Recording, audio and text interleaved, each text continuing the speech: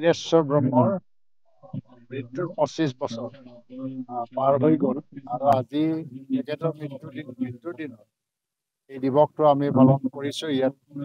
বিনেশ্বৰ ব্ৰহ্ম মানে আমি যদি ক'ব লাগে যিটো ডয়েন অফ মানে লিটাৰেচাৰ বুলি কোৱা যায়, বড়ো লিটাৰেচাৰৰ মানে তেওঁ এজন ডয়েন আৰু তেখেতে বড়ো সাহিত্য সভাক ৰাষ্ট্ৰীয় পৰ্যায়লৈকে লৈ যোৱাৰ ক্ষেত্ৰত ইণ্টেলেকচুৱেল এটা মুভমেণ্ট এটা আনিছিলে।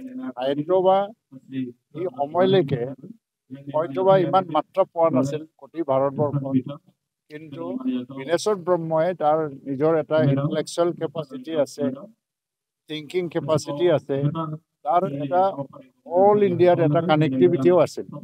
বড়ো সাহিত্য বা আৰু বড়ো সাহিত্য এই বিষয়টো গোটেই ভাৰতবৰ্ষৰ পৰ্যায়ত লৈ যোৱাৰ ক্ষেত্ৰত বিনেশ্বৰ ব্ৰহ্মই প্ৰথম মানে আৰম্ভ কৰিছিল। তেখেতৰ ডাঙৰ অৱদান, যাৰ কাৰণে আজি বড়ো ভাষা 8ম অনুসূচীত অন্তৰ্ভুক্তি হ'ল। আৰু তাৰপিছত আজি হয়তো বড়ো ভাষা আৰু বড়ো সাহিত্য সম্পৰ্কে আৰু নতুনকৈ ব্যাখ্যা কৰিব লগা নাই। পৃথিৱীয়ে আজি বিশ্বই জানে আৰু বিশ্বই এইটো ষ্টাডি কৰি আছে। তেনেকৈ এটা মডাৰ্ণ আউটলুক লৈ পেলাই বড়ো সাহিত্য বা আৰু বড়ো সাহিত্যৰ যিটো এটা জাৰ্ণি, সেইটো লৈ যোৱাৰ ক্ষেত্ৰত বিনেশ্বৰ ব্ৰহ্মৰ ডাঙৰ এটা অৱদান আছে। আৰু এইকাৰণে বিনেশ্বৰ ব্ৰহ্মক আমি সদায় মানে স্মৰণ কৰিব লাগিব। আৰু তেখেতৰ যিটো অৱদান, এই অৱদানটো আমি পাহৰিব নোৱাৰোঁ। আজিৰ পৰা 25 বছৰ আগত আমাৰ বড়ো সাহিত্য সভাৰ সেইটো সময়ৰ সভাপতি এজন, যাক আমি উপাধি দিয়া হৈছে বড়ো ভাষাত সুবুংচিনি থাণ্ডে, তেখেতক আমাৰ মাজত যিটো নেকি ভুল বুজাবুজি, সেইটো কাৰণে হত্যা কৰা হৈছিল। আৰু তেখেতক এই জাগাতে আমি ইয়াতে আমি সমাধিস্থ কৰা হৈছিল।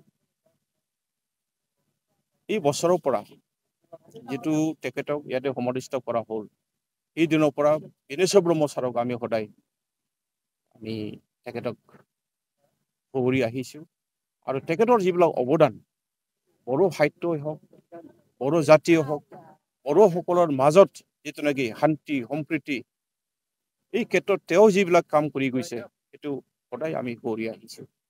আৰু আমি এটা কথা ক'ব লাগিব, যিমান দিনলৈকে বড়ো জাতি থাকিব, যিমান দিনলৈকে চন্দ্ৰ থাকিব, সূৰ্য থাকিব, তৰা থাকিব, সিমান দিনলৈকে আমি বিনেশ্বৰ ব্ৰহ্ম ছাৰৰ যিটো নাম, এই নামটো আমি ৰাখিবলৈ চেষ্টা কৰিম। তেখেতৰ অৱদান অকল আমি মাত্ৰ নহয়, আমাৰ আহি থকা নতুন প্ৰজন্মসকলক আমি দিবলৈ চেষ্টা কৰিম, যাতে তেখেতক কোনেও পাহৰি নাযায়।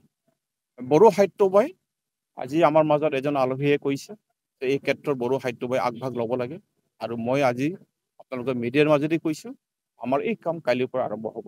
আমাৰ গুৱাহাটীত থকা এজন